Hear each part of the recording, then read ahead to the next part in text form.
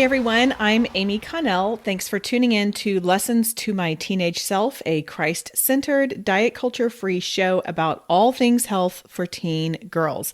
This is the shortcut you need to thrive in your physical, mental, and spiritual health. As a personal trainer and nutrition coach, I'm passionate about empowering you to find your best version of health. Each week, we dig into one topic I wish I had known as a teen. I always like to start with a story. And actually, today's story is going to start with when I was more of a young adult, because we didn't see caffeine so broadly as we do today. Right now, you can go anywhere and you can get coffee, you can get energy drinks, and of course, you can always get your sodas or pop if you live in the Midwest and that's what you call it, or wherever, whatever you call it.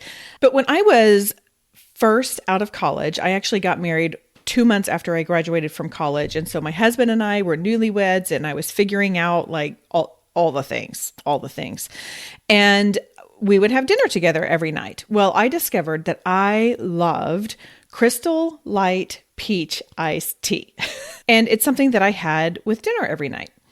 Well, every night I also found myself lying awake and getting stressed and getting anxious because I was watching the clock tick by and those numbers going up and turning, and I still wasn't asleep, which was really stressful, which kept me up. And it was like this horrible cycle and I couldn't sleep and I couldn't figure out why. Well, finally, I figured out that the Crystal Light Peach Tea had caffeine in it. I don't know why I didn't figure that out. Tea is almost always caffeinated. And maybe I just thought, well, since it came from a powder, it didn't have caffeine in it. I don't know. But I wanted to talk about caffeine today because caffeine, whether we like it or not, has just pretty much infiltrated our lives. And this is something that I wish I would have known when I was younger, and that I really think that maybe there's not enough knowledge about caffeine and what all it does to our bodies right now. So that's going to be my lesson to you today, is what I wish I would have known about caffeine when I was younger. Before I get into this, I am not telling you not to have caffeine. Okay. I wake up every morning and I have at least two to maybe 3 cups of coffee. So I'm not telling you not to have it. Please be clear about that. But there are some considerations that I want you to know. So one of the most important things to know about caffeine is it has a half-life 4 hours, which means that 4 hours after you consume an item with caffeine in it, you still have half of that caffeine in your system 4 hours later. So let's say you go meet a friend at Starbucks and you get some sort of a latte or something like that, and it's a grande size. That's about 150 milligrams of caffeine, like just say a latte, a grande latte. 4 hours later, you still have 75 milligrams of caffeine going through your system.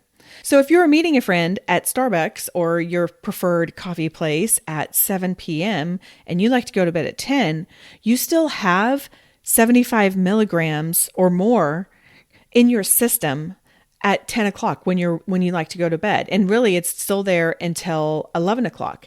And then 4 hours after that is about 37 milligrams of caffeine. So it takes a while to get out of your system. That's something important to be aware of. If you want to meet your friend at a coffee shop in the evening, that's great. Maybe choose decaf, or if you're at Starbucks or something like that, you can get an item that has less caffeine. A couple alternatives are an iced passion tango tea that's caffeine free, or one of those refreshers. I really like that acai, I think it's strawberry or maybe it's blueberry. That has about 50 milligrams. So that has a little bit of caffeine, but it's not going to impact you for as long. Another thing to be aware of is energy drinks have about 200 milligrams. This can vary somewhat, but 200 milligrams is the equivalent of 2 cups of coffee. And then because they are sweet, either through sugar or through artificial sweeteners, we can take those really quickly. I mean, I've seen people chugging into energy drinks because they're so desperate for something. So I'm trying really hard not to put on my mom hat here, but energy drinks are really hard on your system because you are shoving all of that caffeine into your system very, very quickly. And I will say all of that caffeine at once can be really hard on your system and be hard on your heart. And particularly if you are an adolescent, this is significantly over what the American Academy of Pediatricians recommends.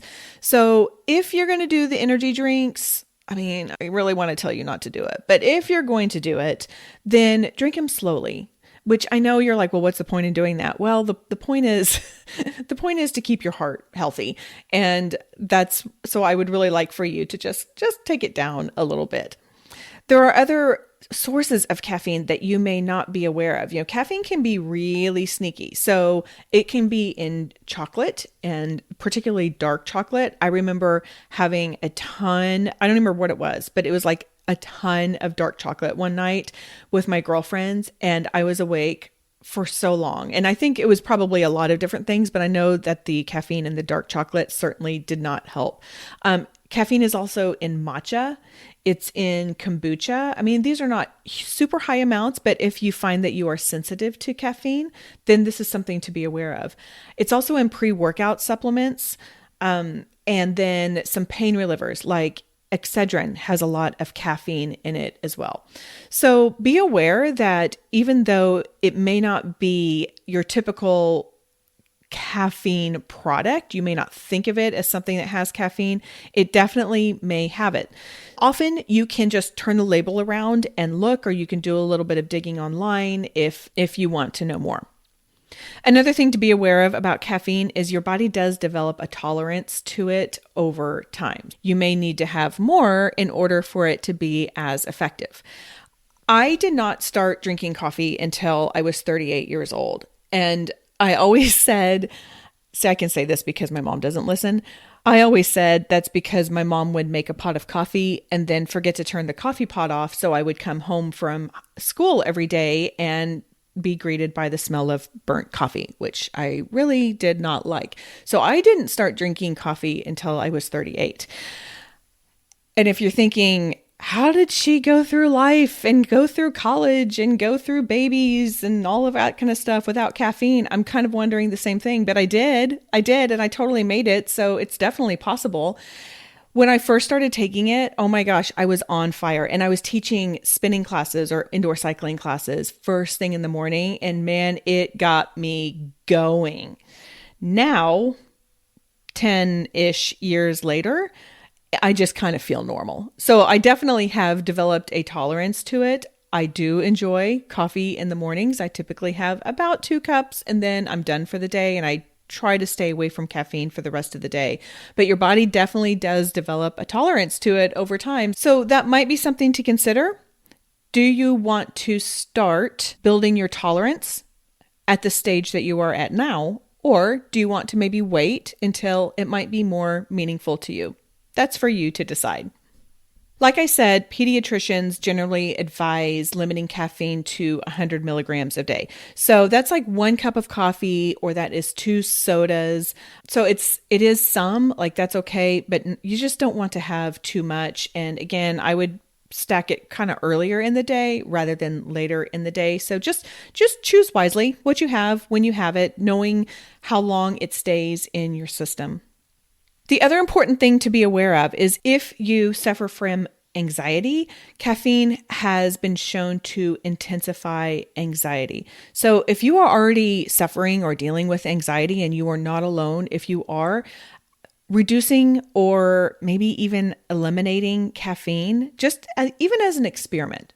Maybe just take it, say, I'm going to take this out for 2 weeks and see how I feel. See if this helps my anxiety. And it might, or it might not. But I think it's worth doing a little experiment on yourself and seeing if that might help. I have a friend who does deal with anxiety, and she stopped drinking coffee for this very reason. She said, it just makes my anxiety worse and it's not worth it. So it's definitely something to try if that is part of your story.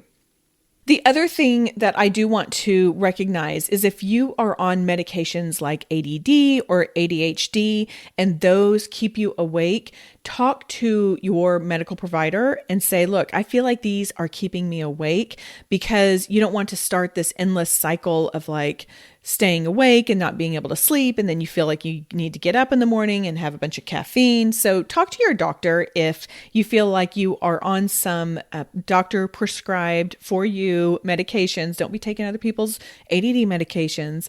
And that is affecting your sleep as well. And speaking of sleep, next week, I'm going to share with you my sleep well approach, giving you several tips on how to get better sleep, because I know this is a challenge for people of all ages. So I am here to help you and to give you some tips and tricks on sleeping better. Be sure to come back next week. Okay, that's all for today. Take today's lesson and go out there and live the life God has for you and your amazing original body.